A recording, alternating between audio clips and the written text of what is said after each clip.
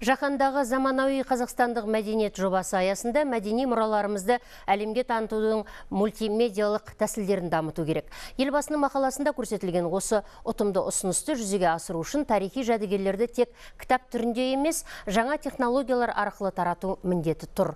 Ал ата-бабаларымыз қолданған тұрмыстық заттарды бүгінгі заманға ыңғайлап қолданысқа енгізу қажет.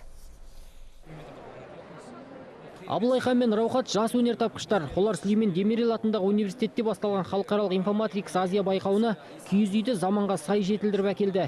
Енді оны қолданысқа енгізбекші. Себебі бұл жеңіл әрі жарты сағатта жиналатын заманауи экотуризмді дамытуға тиімді. Ішіне күн батареясынан энергия алып, температураны қалыпты деңгейде сақтайтын құрылғы орнатылады. Сондай-ақ мобильді телефон арқылы қашықтықтан басқаруға болады.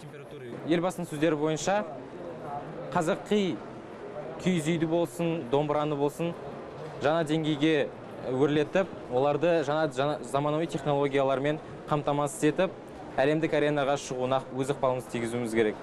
Осының барлығы жастардың қолында. Қазір жер бетіндегі барлық ел жаһандануға жұтылып кетпес үшін ұлттық ерекшеліктерін баршаға ортақ құндылық ретінде қалыптастыруға жанталасып жатыр. Ал оның негізгі кілті ғылымның тілін меңгеру мен компьютерлік сауаттылық, робототехника мен инновациялық икемділікте дейді өнертапқыштар.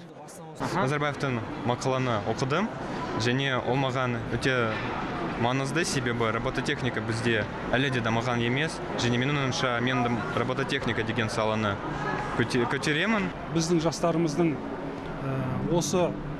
осындай жобалар арқылы еліміздің жаңағы мәдениетін, қазіргі жаңа технологиялар бағытында қазақтың қандай екенін, қандай халық екенін тануда үлкен рөл атқарады.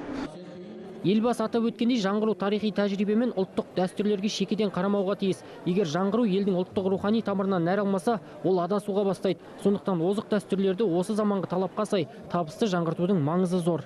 Қазіргі заманның белгілі бір талаптары бар. Соны игере отырып, соны қабылдай отырып, әрі қарап даму. Бұл ұлттық руханидың дамуының бір көзі болып отыр. Бүгінде күллі әлем күн сайын өзгеріп, жұрт заманға сай жаңғыруды мақсат тұтқан. Ал сол үрдістен қалмау үшін бізге де ұлттық құндылықтарымызды жаһанға таныстыру қажет. Сондықтан елбасы ғалымдар мен өнертапқыштардың алдына мәдениетіміздің озық үлгілерін іріктеп, оны заманға сай жетілдіру міндетін жүктеді. Амангелді Сейтхан, Ерболат Қуанышев, Қазақстан ұлттық телеарнасы.